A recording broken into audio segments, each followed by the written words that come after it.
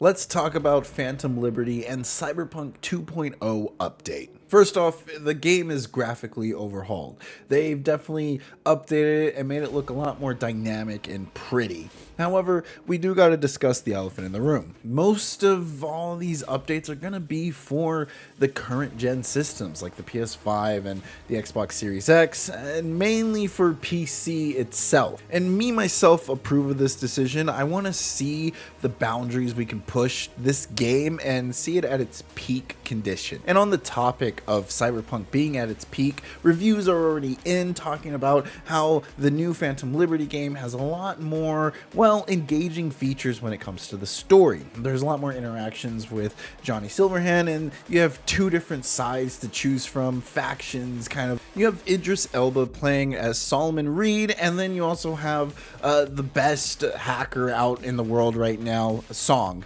And they're kind of like, you gotta pick between the two of them, and you're doing missions for both of them, and they got a history. If you watch some of the official trailers, you'll see a little bit of that history. It's really kind of cool. Now, this by far is probably my favorite part, is the fact that the story is integrated within the world itself. So whenever you're doing missions, they're probably a little more linear, where you can see where you have more options and how you want to fight enemies, but the story is also inside of those story missions, making for more of it to feel a lot like kind of the prologue whenever Jackie Wells is still kicking around with you.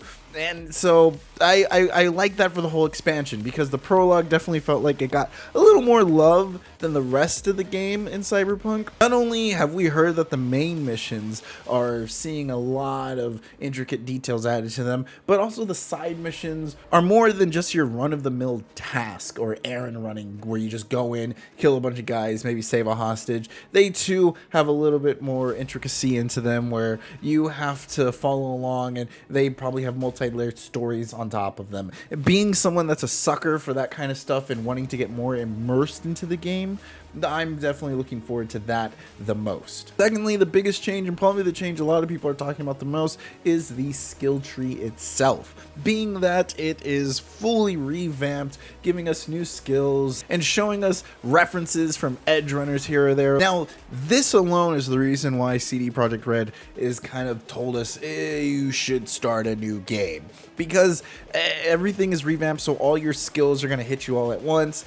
Clothing is no longer considered armor. That's all going to be your cyber tech, which, by the way, absolutely love, because drip over efficiency every day, all day. But for those people who don't want to start over and kind of just want to continue on their character, there is a reset button, kind of like a reset all your attributes and all your skill abilities, that allow you to kind of retry everything or build it to your own liking and kind of ease yourself into it with your max character. And now this is also the same reset button if you make a new character. However, the biggest problem for me is with the attributes, the big ones where you get to increase your dexterity or your strength or your tech. It's a one-time use. I hate it when games do this. Like, let us reset as many times as we want. Don't put us hard stuck into a build and have to make a new character every time we want to do another build. Also, I'm not the biggest fan of having to redo the prologue every time.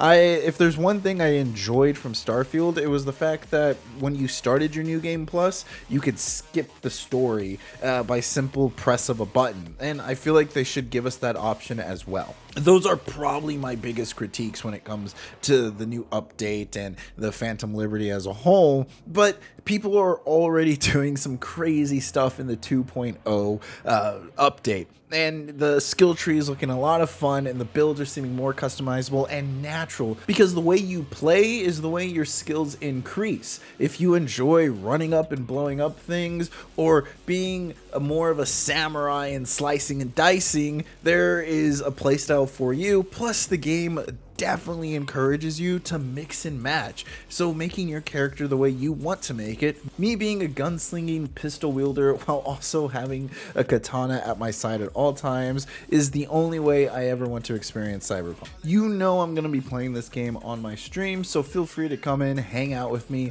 while I give you my impressions and hopefully a review later on about it. For more 101 on gaming, check out your digital hero. Until next time, Play nice.